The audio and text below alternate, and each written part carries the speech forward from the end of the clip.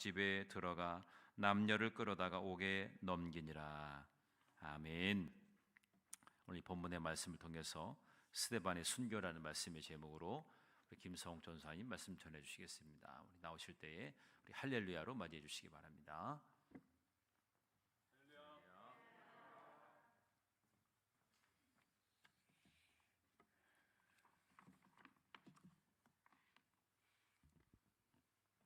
기도하고 말씀 나누도록 하겠습니다. 하나님 감사합니다. 오늘도 쉬고 싶은 이 저녁 시간에 주님 사랑하는 마음으로 예배에 나온 우리 한 사람 한 사람 기억하여 주시옵소서.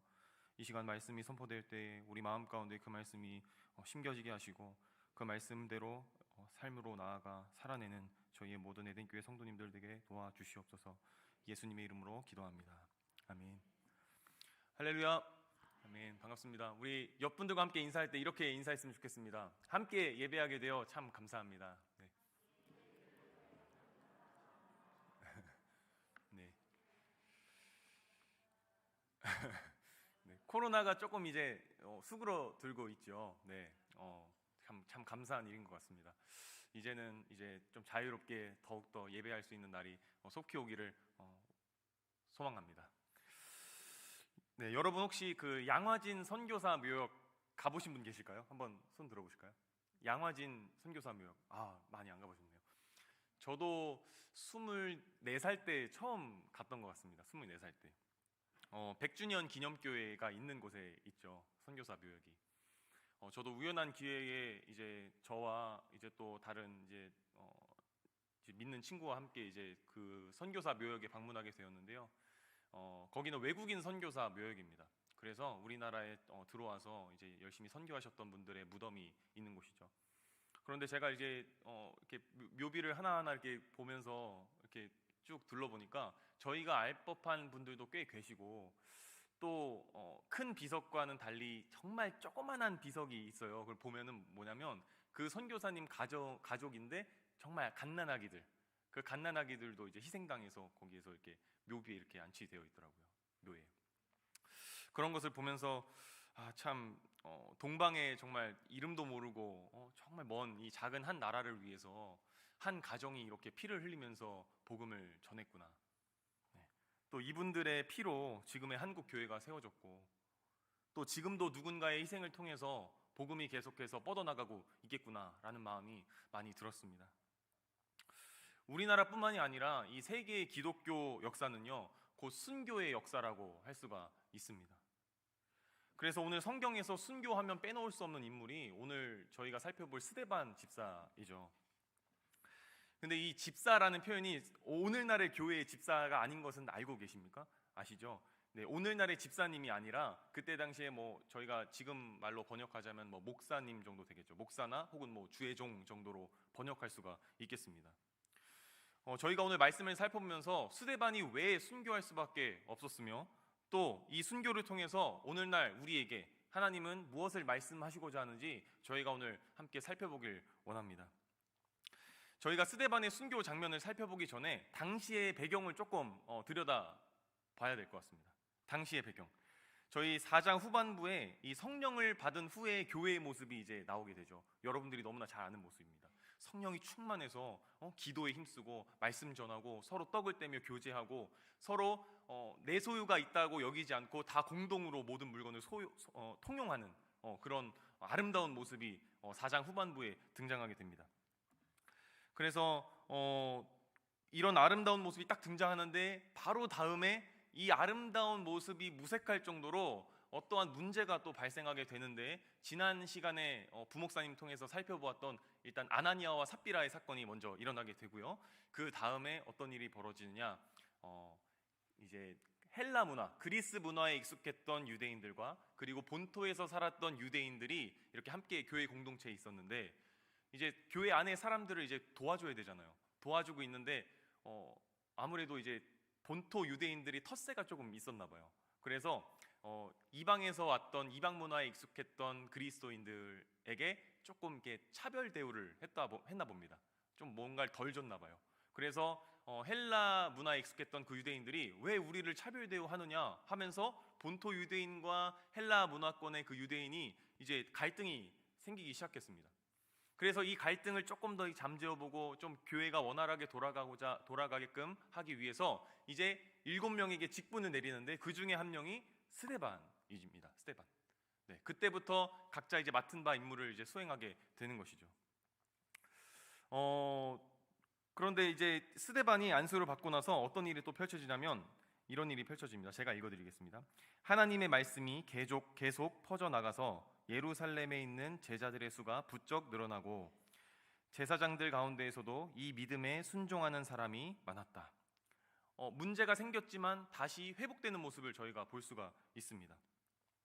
여러분, 이 성경이 이렇게 증언하듯이요, 모든 사람이 모인 공동체에는 문제가 있기 마련입니다. 네, 인정하시죠, 여러분? 어디나 아무리 거룩하다고 말하는 그러한 교회도 문제가 있습니다. 만일 교회 안에 문제로 혹시나 힘들어하시는 분이 계시다면 이렇게 한번 생각해 보면 어떨까 싶습니다. 만일 교회가 그렇게 완벽하고 완전하다면 과연 나 같은 사람을 성도로 받아들였을까? 교회가 그렇게 완전한 곳이라면 과연 나 같은 사람을 성도로 받아들였을까? 이 세상에서는요, 어떠한 공동체의 구성원 한 사람 한 사람이 올바로 서 있어야 그 공동체가 올바르다고 이야기합니다. 맞는 말입니다. 구성원이 올바라야 그 공동체가 똑바로 가는 것이죠. 그런데요, 교회는 조금 다른 것 같습니다. 교회는요, 우리 한 사람 한 사람이 거룩해서가 아니라 그 교회의 머리 대신 예수 그리스도께서 거룩하시기 때문에 거룩하다 불리는 것입니다. 세상은 나에게 초점이 맞추어져 있다면 교회는 바로 주님께 초점이 맞추어진 공동체인 것입니다. 그러면 저희는 할 게 없어지나요? 이제 거룩하지 않아도 될까요? 그럼에도 불구하고요, 우리는 거룩을 향해서 계속 나아가야 합니다. 그렇게 예수님의 그 장성한 분량까지 계속해서 달려나가야 하는 것입니다. 그렇게 한 사람 한 사람이 이렇게 주님께 나아갈 때에 비로소 교회를 향해서도 세상을 향해서도 빛과 소금의 역할로 살 수가 있는 것입니다. 그러나 우리가 이렇게 주님께 한 발자국 한 발자국 나아갈 때에 주님께서 우리에게 요구하시는 것들이 있습니다. 그 중에 한 가지를 저희가 말씀 속에서 살펴보길 원하는데요, 우리 누가복음 말씀 3번역으로 함께 찾아보았는데 한번 함께 읽어보겠습니다. 다 같이 시작. 그리고 예수께서 모든 사람에게 말씀하셨다.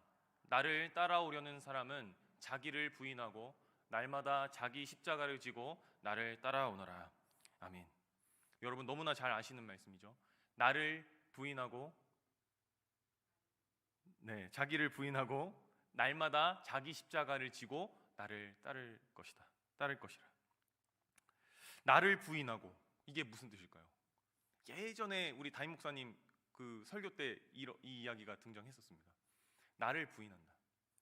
나를 부정하는 것입니다. 나의 자아를 부정하는 거예요. 나의 존재를 부정하는 것입니다. 좀 강하게 이야기하자면 내가 죽는 것입니다. 그리고 날마다 나의 십자가를 지고 따라와라. 여러분, 예수님이 십자가를 지고 가신 그 길이 어떠한 길이었습니까? 죽음의 길이었습니다. 그 길은요, 예수님만 걸어가실 수 있는 길이었습니다. 제자들에게 아무리 그 전에 설명을 해도 이해하지 못했던 길이었습니다. 그래서 주님밖에는 걷지 못한 길이었습니다. 그러나 예수님이요, 십자가에 달려 돌아가신 후에 사흘 만에 부활하시고 승천하심으로 모든 이들에게 이 십자가의 길이 진짜 생명의 길임이 드러나게 된 것입니다. 진짜 생명의 길이었구나, 이게 죽음의 길인 줄 알았다. 그래서요, 그것을 목격한 그 사람들은요, 그 믿음으로 이제 주님과 같은 길을 걸을 수 있게 되었습니다. 다 자신의 목숨을 버려가면서 그 주님을 전했단 말이죠.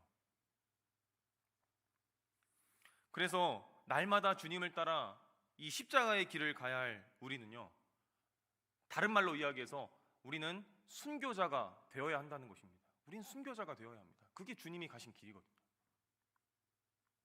그렇다면 질문 한 가지 스스로 해보시겠습니까? 나는 순교자인가? 나는 지금 순교의 정신을 항상 갖고 살아가는가? 여러분, 스데반이 왜 순교했나요? 제가 좀 간략하게 말씀을 드리면, 스데반이요, 이제 성령이 충만해서 이제 유대인들에게, 회당에 있던 유대인들에게 설교를 하기 시작했습니다. 그러다가 어느 한 부분이 좀 맞지 않았나 봐요. 그래서 논쟁이 일어납니다. 그런데요, 논쟁을 하니까 이런 반응이 등장하게 되는데, 제가 찾아본 말씀이 있는데 제가 읽어드리겠습니다. 스데반이 지혜와 성령으로 말함을 그들이 능히 당하지 못하여 사람들을 매수하여 말하게 하되, 이 사람이 모세와 하나님을 모독하는 말을 하는 것을 우리가 들었노라 하게 하고, 백성과 장로와 서기관들을 충동시켜 와서 잡아가지고 공회에 이르러 거짓 증인들을 세우니 이르되, 이 사람이 이 거룩한 곳과 율법을 거슬러 말하기를 맞이 아니하는도다. 그의 말에 이 나사렛 예수가 이곳을 헐고 또 모세가 우리에게 전하여 준 규례를 고치겠다 함을 우리가 들었노라 하거늘. 그러니까 이 스데반의 설교가요, 그들에게는 약간 그런 거였나 봐요. 자신들이 가지고 있던 그 신앙과 믿음의 뭔가 그 근간을 흔드는 설교였습니다. 모든 걸 다 뒤흔드는 설교였어요. 그들에겐요, 이 스데반의 설교가 자신들의 신앙에 대한 도전이었던 겁니다. 굉장한 도전이었어요. 네가 뭔데 지금 우리같이 철석같이 하나님 잘 믿는 사람을 그렇게 얘기하느냐. 목이 곧았던 사람들의 그 자존심을요, 건드는 그러한 설교였던 것입니다. 그래서 뒤이어 이제 끌려가서 이제 다시 자기에 대해서 변론하는 그러한 설교를 이제 스데반이 또 하게 되는데, 그때 와서 스데반이 이렇게 얘기해요. 야, 아브라함부터 그리고 야곱, 요셉, 모세, 다윗, 솔로몬, 거기에 이르기까지 너희와 나는 같은 믿음의 그러한 믿음의 역사를 공유하고 있다. 너나 나나 같은 하나님을 믿고 있다. 그런데 너희는 지금 잘못 믿고 있다. 하나님에 대한 잘못된 신앙으로부터 나오기를 바라면서 강하게 설교하지만, 이 사람들의 반응은요, 성경의 표현으로 이러했습니다. 그들은 이 말을 듣고 격분해서 스데반에게 이를 갈고 그들이 큰 소리를 지르며 귀를 막고 일제히 스데반에게 달려들어 돌로 치니라. 그러니까 뭔가 그들을 건드렸어요. 그래서 그들이 이제 막 귀 막고 소리 지르면서 막 돌로 쳐 죽이기 시작하는 겁니다, 스데반을. 여기까지 너무 자연스러운 전개입니다. 그런데 제 눈에 조금 이상한 것이 눈에 띄기 시작했는데요, 사도행전 6장 15절 말씀 함께 읽어보도록 하겠습니다. 시작. 공회 중에 앉은 사람들이 다 스데반을 주목하여 보니 그 얼굴이 천사의 얼굴과 같더라. 사도행전 7장 54절 말씀. 다 시작. 그들이 이 말을 듣고 마음에 찔려 그를 향하여 이를 갈거늘. 아멘. 스데반의 설교를 들었는데요, 사람들의 반응이 이랬습니다. 이게 좀 이상한 거예요. 스데반의 얼굴이 천사와 같았답니다. 그들이 보기에요. 그리고 스데반의 설교에 마음이 또 찔렸답니다. 성령의 역사 아닙니까, 여러분? 성령의 역사죠. 그런데 이상하잖아요. 열심히 하나님을 섬긴다고 자부했던 그들이 이 천사의 얼굴과 성령의 역사로 마음이 찔림에도 불구하고요, 오히려 스데반을 공격하는 모습을 저희가 볼 수 있는 것입니다. 여러분, 박해와 공격이요, 누군가 보면은 너무 단순하게 생각할 수 있지만, 여러분 잘 생각해 보시면 박해와 공격이요, 누구나 다 같지 않더라고요. 제가 좀 쉽게 더 설명해 드릴게요. 사도행전에서 스데반의 모습을 우리가 보면서 이렇게 얘기할 수 있습니다. 스데반은 박해를 받았어. 박해를 받아서 순교했어. 이렇게 이야기할 수 있습니다.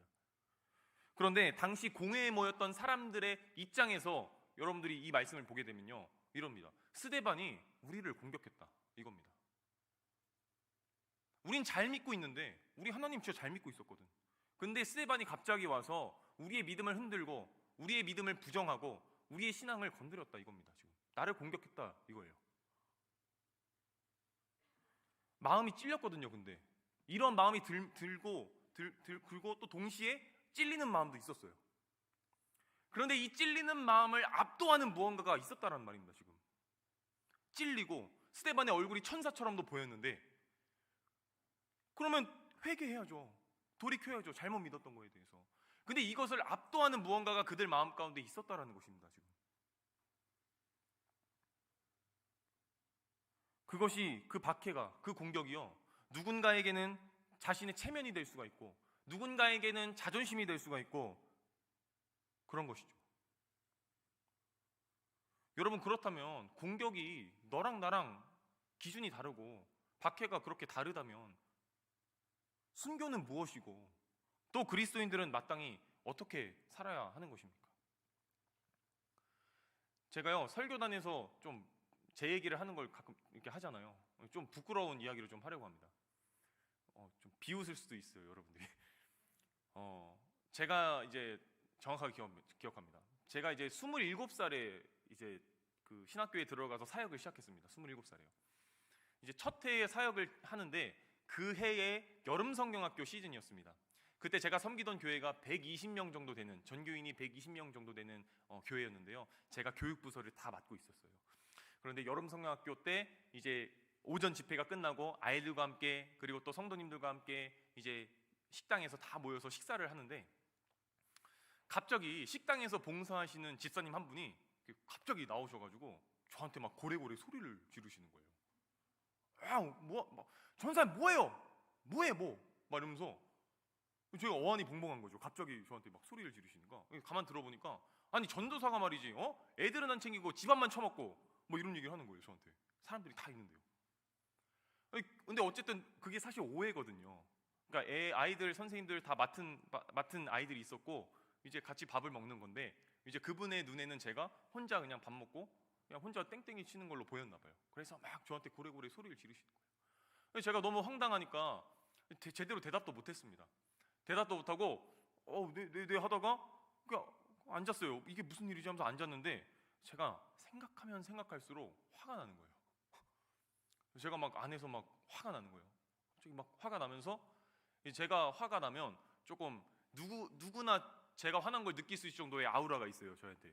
그러니까 뭔가 좀 눈치 보게 하는 사람입니다. 제가 화가 나면 아직 못 보셨죠? 근데 이제 그랬었습니다. 이게 막 화가 나면요 사람들이 다 알아요. 막 좀 조심해야겠다. 약간 제가 아무 말도 안 하고 밥도 안 먹고 이렇게 주먹을 쥐고 고개를 푹 숙이고 있으니 당연히 느끼겠죠. 그래서요 일어나서 밖으로 나갔습니다. 일단은 뭔가 이거를 이제 좀 삭혀야겠는 거죠. 그래서 교회 주변에 그 아파트 단지를 뺑뺑 돌면서요 다윗이 대적들을 저주하듯이 기도하기 시작했습니다. 와 하나님 어떻게 저럴 수 있냐 막 하면서 그런데요 막 혼자 막 하나님이랑 옆에 대화하는 것처럼 하나님께 한풀이를 막 하는데 저에게 이런 말이 딱 나왔습니다. 갑자기 그래도 내가 전도사인데 나한테 어떻게 그 많은 사람들 앞에서 그러나 하는 생각이 들 찰나에 제 뒤통수를 한 대 얻어맞은 듯한 느낌이 들었습니다. 내가 전도사인데 내가 지금 전도사 된 지 얼마나 됐다고 내가 전도사인데 나한테 일어나라는 생각을 하나 함과 동시에 주님이 저에게 말씀하시길 너가 앞으로 마땅히 당해야 할 거다라고 얘기하시는 거예요. 그리고 나도 당했다. 그것을 너보다 더 심한 걸 당했다. 너가 앞으로 가면서 마땅히 당해야 할 거야. 이게 성우가 네가 전도사 그거 아무것도 아니야. 너 전도사 나부랭이야 지금. 네가 앞으로 계속 당해야 될 거야. 제가요 그때요 너무 무서웠습니다. 진짜로 무서웠어요. 이게 저는 첫 해에 제 목회의 길을 포기하고 싶은 해였습니다. 그 해가요 사실 저한테 굉장히 많은 그 갈등이 있었어요. 마음 가운데 이렇게 교만하면서 목회할 수 있나 내가 뭐 지금 6개월 7개월밖에 부임한 지 7개월밖에 안 되는데 내가 전도사인데 뭐 이런 얘기를 하고 있으니까 무서운 거예요. 제가 이 자리가요. 너무 슬프죠 또. 그런데 결국에는 그 집사님이 오해를 푸셔가지고 오히려 저랑 더 각별해져서 이제 저를 이제 매주 집에 이제 차로 데려다 주시면서 서로 막 이제 각별하게 교제했던 기억이 있습니다. 이 사람이요 그렇더라고요. 분명히 우리는 마치 주를 위해서 뭐든 할 수 있을 것처럼 고백해요. 주님 제가 목숨 걸겠습니다. 제가 순교하겠습니다. 제가요 주님 복음을 위해서라면요 나의 생명도 조금 더 아끼지 않냐고요 제가 가겠습니다. 이렇게 고백합니다. 그런데요 정작 나의 삶으로 돌아와서 이 정말 사소한 일 정말 이 작은 일 가지고도요 시퍼렇게 살아있는 나의 자아로 살아가는 거더라고요. 제가 주님 십자가 지고 가겠습니다. 제가 나를 부인하고요 제 십자가 지고 주님 따르겠습니다. 이렇게 말하거든요. 그런데 이 작은 정말 작은 일 하나 가지고도요 내가 시퍼렇게 살아가지고요 여전히 그렇게 살더라고요. 여러분, 복음서에서 그 예수님에게 그 질문한 청년이 있어요. 하나님 계명 중에 가장 큰 계명이 무엇입니까? 하고 질문했던 청년이 있습니다. 그것을요 제가 조금 오늘날의 대한민국 교회에 맞게 조금 각색해 보았습니다. 한국 청년이 이제 예수님께 묻습니다. 예수님, 오늘날 가장 큰 계명이 무엇입니까? 그러자 예수님이 말씀하십니다. 하나님을 사랑하라. 그리고 삼강오륜이다. 웃으셔야 되는데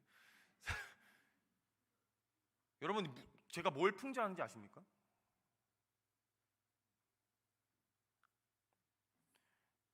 여러분, 복음을 가로막는 게 있더라고요. 제가 좀 조심스럽습니다, 이 얘기가. 이 협성대학교라고 감리교 재단의 학교가 있어요. 근데 최근에 그 협성대 총장님이 자기 직원을 이제 폭행하고 폭언을 했던 일이 이제 수면에 드러났습니다. 이제 총장님은 장로님이시고요. 그 폭행 당하고 폭언을 당했던 직원분은 목사님이십니다. 제가 다 말씀을 못 드리겠습니다. 그냥 있는 그대로 영상에 나온 대로 제가 설명을 드리면 그런 얘기를 합니다.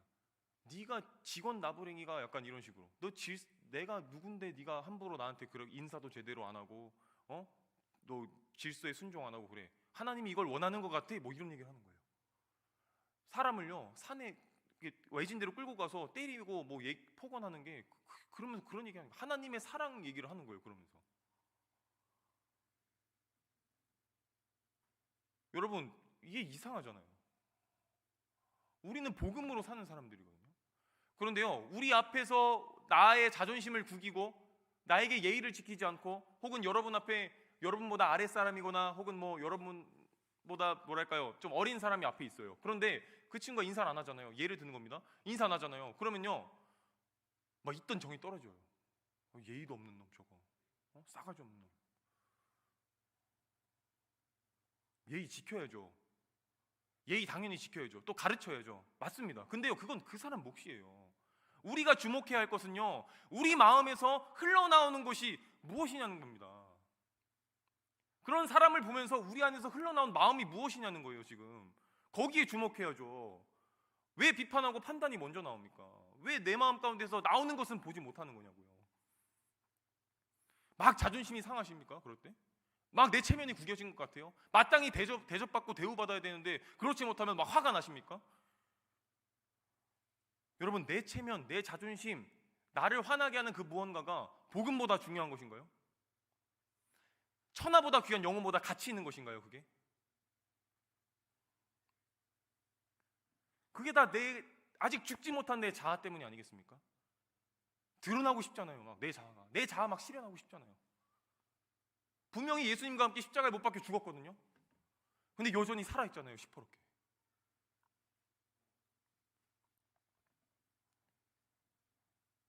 여러분, 그래서요 우리는 실제로요 이 복음보다, 이 복음의 진정한 가치보다요 아직 죽지 못한 나를 더 중요하게 생각할 때가 참 많습니다. 우리가 순교자로서 살아가며 마땅히 드러내야 할 그 복음보다요 아직 죽지 못한 나를 드러내며 살고 싶어 합니다. 여러분, 다시 질문해 보십시오. 나는 순교자로 살고 있는가? 나는 순교의 정신을 가지고 살고 있는가? 여러분, 지금도 주를 위해 순교할 각오가 되어 있으십니까? 여러분은 지금 순교자이십니까? 정말로 그리스도와 함께 죽으셨습니까? 순교하셨습니까? 이 질문이 우리에게 매일 있어야 합니다. 순교가요 꼭 목숨을 버려야 순교가 아니더라고요. 복음을 위해서 나를 부인하고 복음을 위해서 나를 십자가에 못 박는 것도 순교잖아요. 여러분,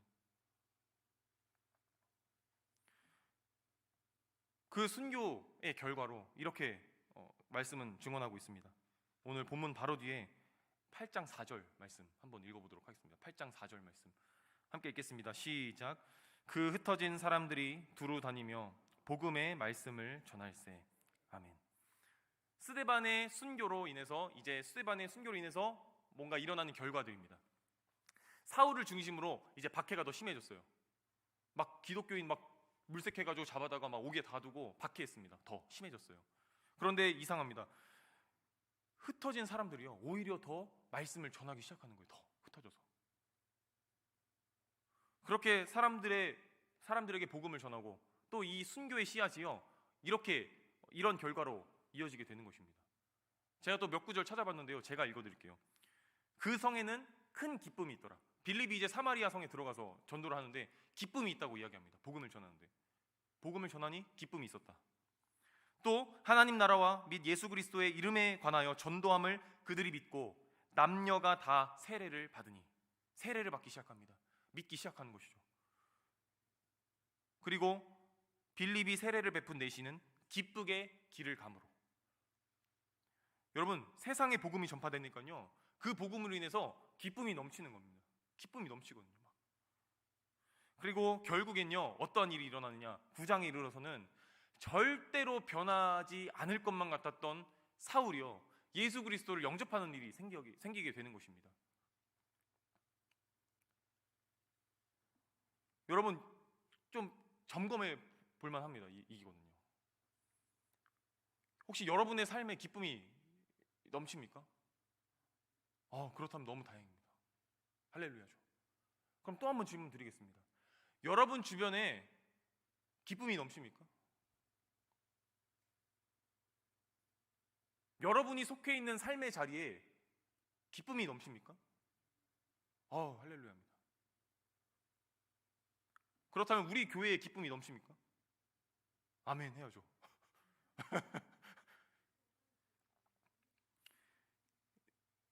순교자의 삶이 참 어렵습니다. 그냥 여러분보다 훨씬 짧은 인생을 산 제 인생만 보아도요 마치 막 시체가 십자가에 못 박혀 있는데 시체가 막 꿈틀꿈틀 거리는 것처럼요 막 불쑥불쑥 살아나가지고 저를 놀라게 할 때가 얼마나 많은지 모르겠습니다. 참 힘들거든요. 오늘도 막 설교가 안 됐습니다. 왜냐하면 제가 이런 말을 전할 자격이 없거든요. 여전히 막 살아있는 모습이 너무 많아서요.